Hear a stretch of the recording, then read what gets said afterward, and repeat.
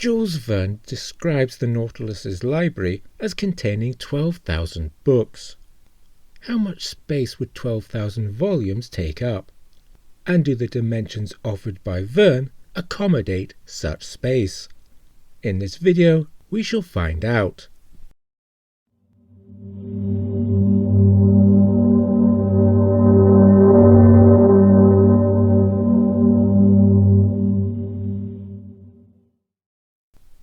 As he was a highly intelligent fellow, we can assume Jules Verne knew what he was writing about, but here we will question it.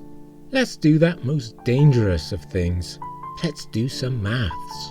But before we do, if you like this video, please press the like button, share the video, and subscribe to this channel. If you don't like the video, press the dislike button, and subscribe to the channel anyway.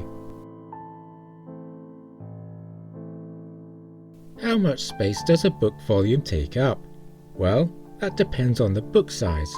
We can reasonably suppose the books are hardback, as the text describes them as uniformly bound, which would hardly be an adequate description for paperbacks. Let us suppose each book is 2.5 centimeters thick, or 1 inch. Many will be thinner and a few thicker, but 2.5, I think, is a good average. 12,000 volumes would give us 30,000 centimeters, or 300 meters. That would be a very long shelf, as long as the refit Enterprise. Verne states that the library is 5 meters in length, equal in size to the dining room. With half the volumes to port and half to starboard, we would need 30 bookshelves each side. But wait, we also have the lateral bulkheads running from port to starboard.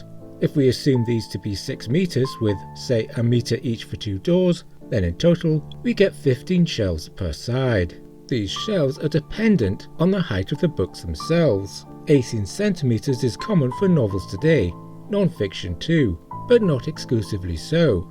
I suspect the average book in the 1860s wasn't much different in size, but I may be wrong. A casual measuring of a bookshelf close by has given me 25 centimeters between shelves, so let us use that number. 25 centimeters multiplied by 15 gives us 375 centimeters, or 3.75 meters. Add 14 extra centimeters for the thickness of the shelves themselves, and we get 3.89 meters. And if we lift the bookcases up a little from the deck, we can round this number to exactly 4 meters. This is well within the 8-meter diameter of the Nautilus's hull, but its height requires a catwalk of sorts to allow Nemo to reach the higher shelves, and Verne does not mention any such catwalk. Verne's description does state there were huge divans at the lower part, which would add extra height to the compartment. How tall were these divans? Let's assume 1.25 meters. We now have a height of 5.25 meters, which would make the library taller than the drawing room. The drawing room is described as immense at 6 meters wide, 10 meters long, and 5 meters tall, but the narrator does not describe the library in the same way, so we have a problem. The illustrations by Edouard Rieu seems, emphasis on the seams, to have a gap between the walls and the divans. If this is the case, we regain the 1.25 meters lost, and the library returns to being 4 meters tall. It should be noted that if the divans were flush with the walls, reaching for a book off a shelf would be awkward, even inelegant.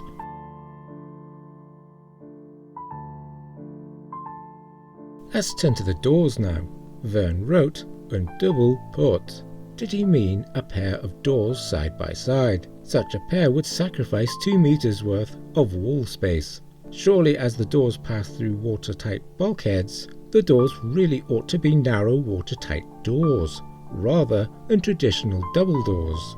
Worse still, the text suggests 3 doors, one for the drawing room, one for the dining room, and a third door leading to the central stairs.